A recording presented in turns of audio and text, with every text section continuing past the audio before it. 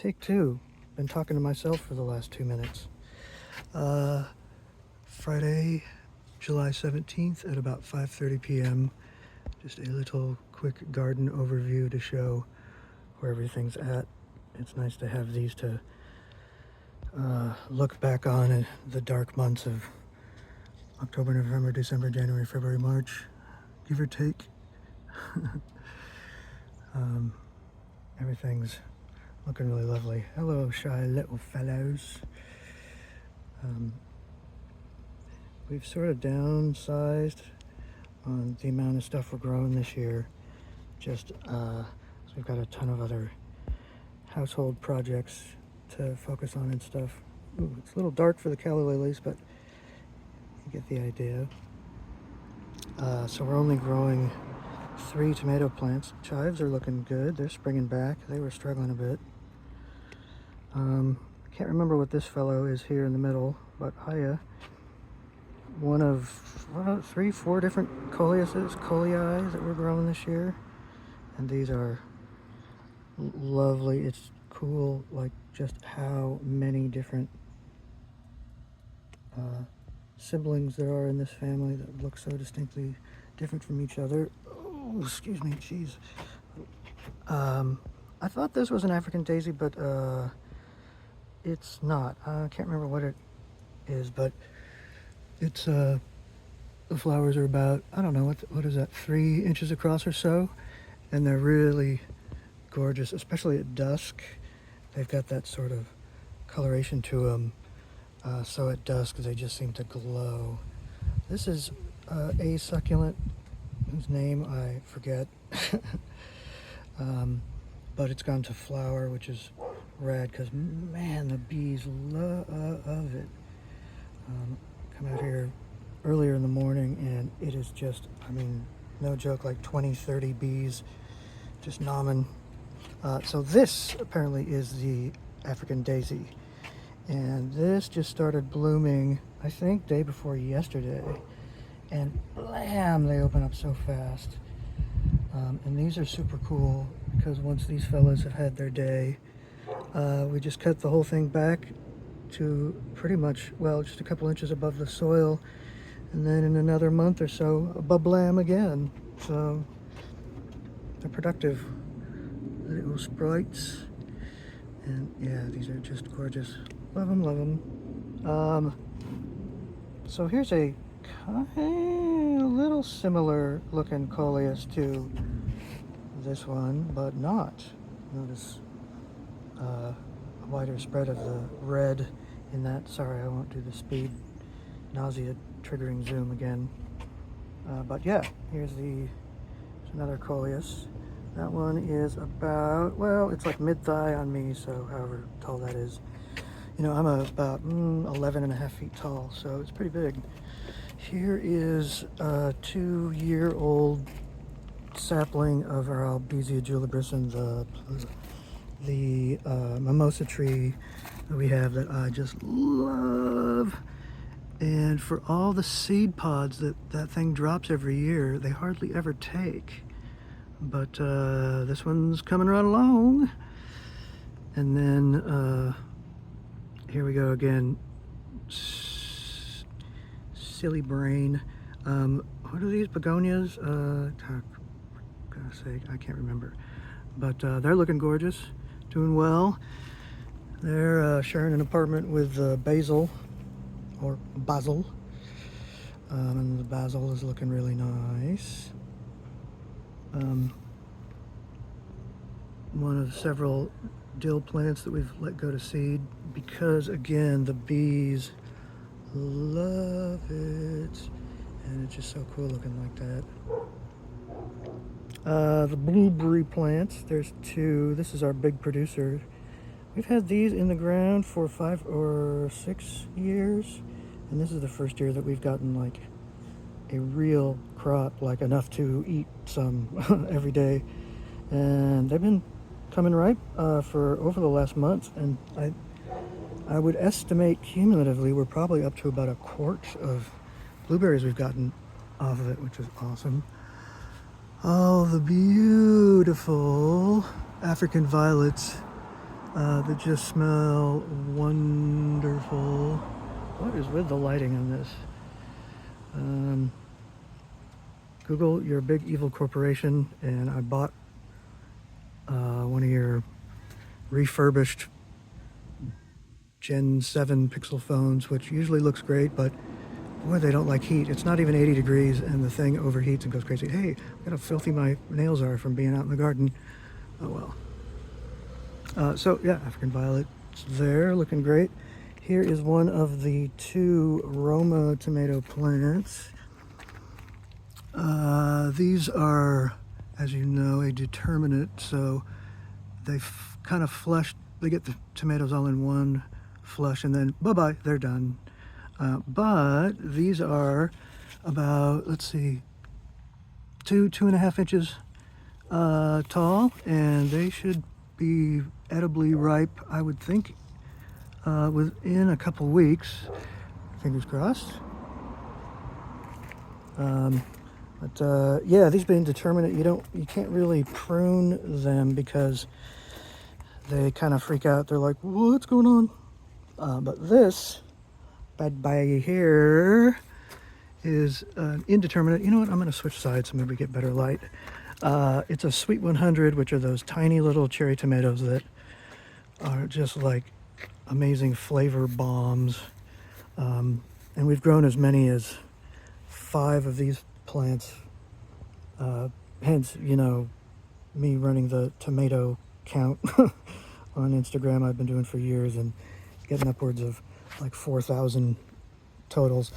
We're not going to get that high this year, but this one is taller than I am. So let's see, here's, let's see, that's head height for me. So we got another 6 inches. So as I'm 11 feet tall, it's about 11.5 feet tall. Yeah. Oh, hey. And this little pal is gonna be the first ripe one, I think. And that is probably, let's see, that's probably, I don't know how to, come on. It's probably about 1 inch across. And they flesh in these groups like grapes. So I am looking forward to nomming on those. These we do trim, you know, you can see it looks kind of sparse, but we had a little bit of a fungal issue. And so they like to, like, I'm going to have to trim this one because they like maximum airflow to keep from spreading weird stuff. Because, you know, Portland, it does rain. We get a mere like 1,100 millimeters of rain a year, even in the summer. But as usual, July is pretty dry. We've only had one small rainstorm. Hey, there's some more Romas. Yeah, bye. Let's see. Hummingbird feeder, one of 3 that the hummers love to come visit. Blueberries. Oh, definitely there's some pickable ones here today. Hey, oh, let's try that. Oh my god. Yum.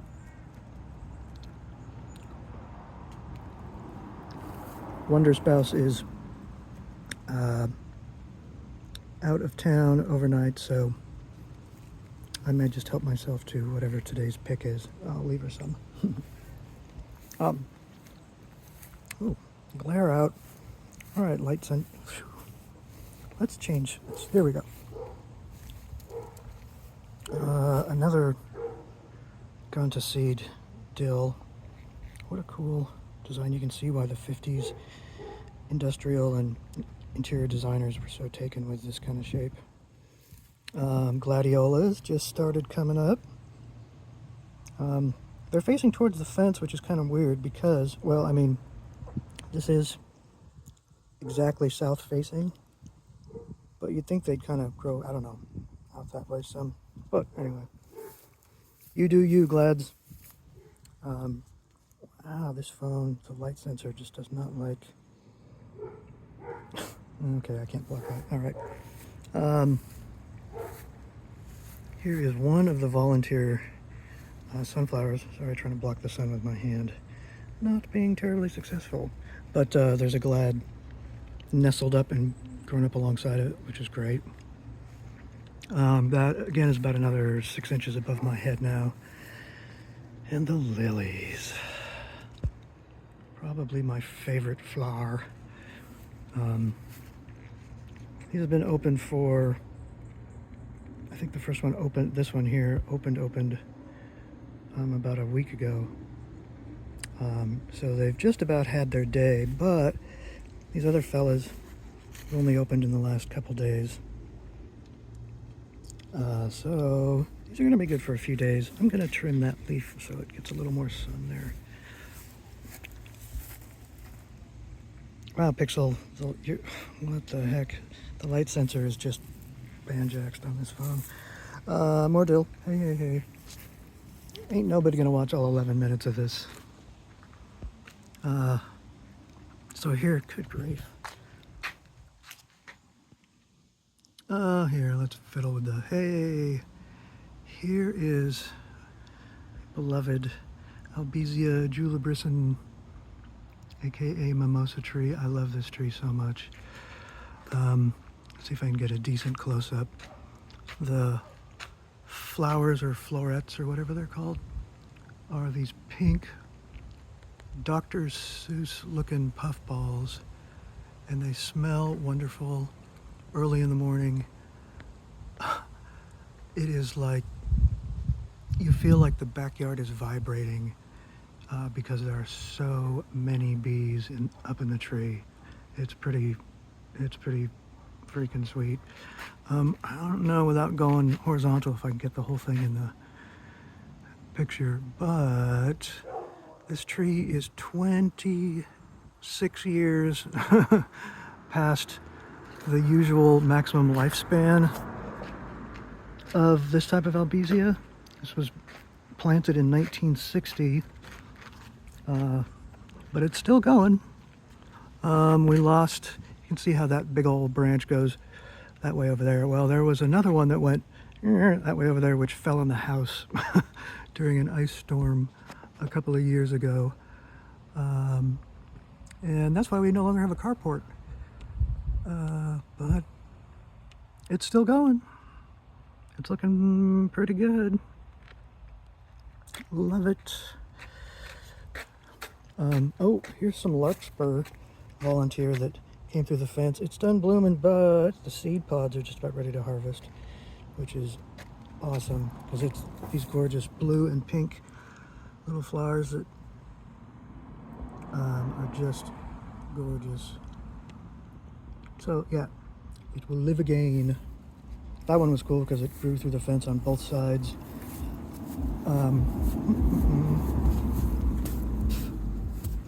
Oh, there's Big Bear. When we bought this house, let's see, 16 years ago or whatever, Lisa had it written into the sales contract that the sellers left these two cement bears. There's Big Bear here and Small Bear hangs out over on the deck. Two more different colei that are distinctly different from, well, one of them is distinctly different from the others. This one here, we call him Speckled Jim.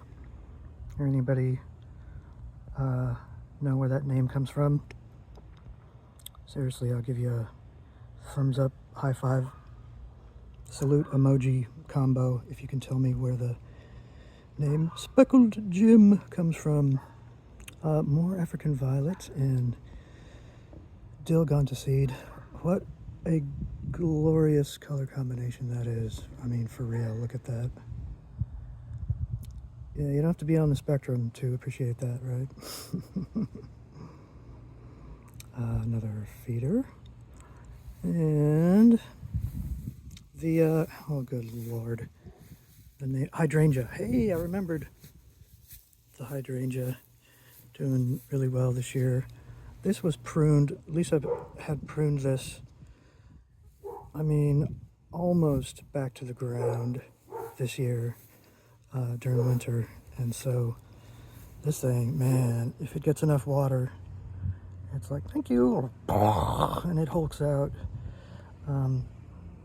The color variegations on this just blow my mind. I mean, check that out. If you can see it, my screen is glared out, so I don't know what's up.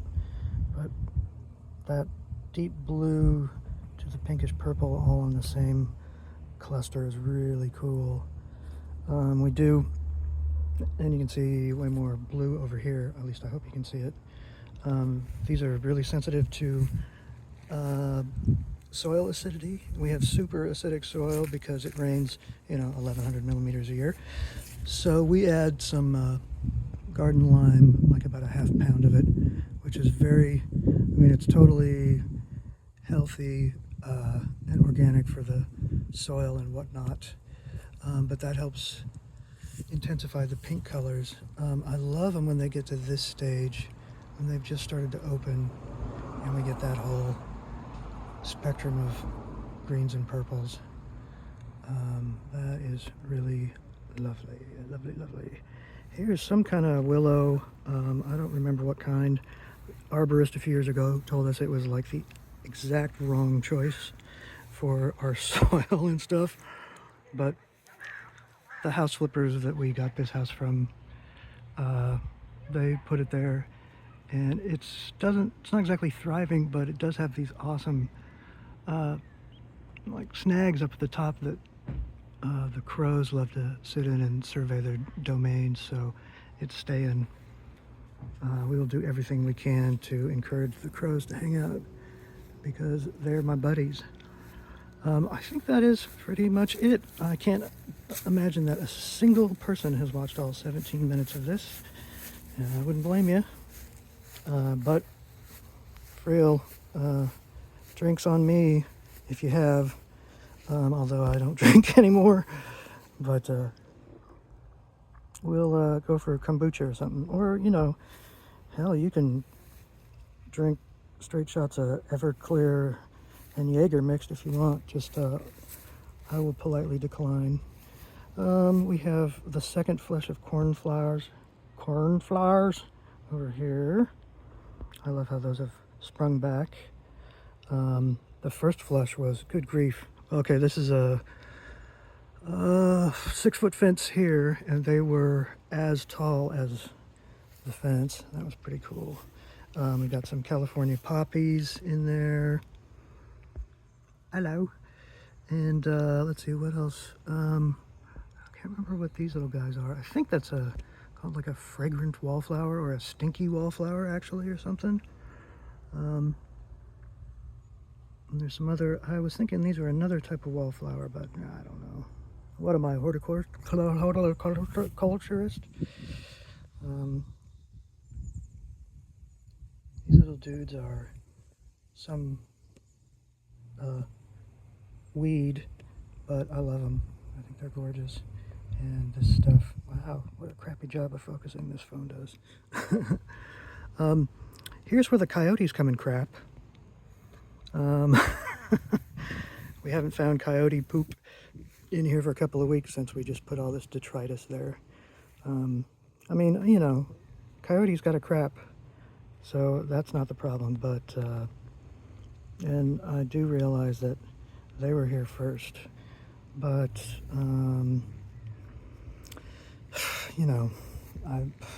that's a discussion for another time. Here's where the crows and bees and loads of other birds come and have a drink, and good grief, they like to wash everything they eat, the crows do. And so water's kind of dirty, so I'm going to change that. Oh yeah, and we only mow this sort of path around the lawn because the buggos and various and sundry wildlife can make use of it. Just letting it grow wild otherwise. But we do have this mound where a lot of the filled dirt goes, and that's going to be more wildflowers at some point. And see, an unspoken game that we play with the neighbor kid. Every day at least one ball comes over the fence. And here's what I do. I think sometimes it's 3, 5, 10. Oh, heck. I guess Lisa must have thrown his soccer ball back over earlier. But hey, we're up to 20 minutes. Okay. And I go, wee-hoo, and throw the ball back. I usually shout incoming, but I don't, yeah. That's not going to hurt anybody. Oh, there's this little guy. That birds and squirrels, we give him a little stash of snacks there.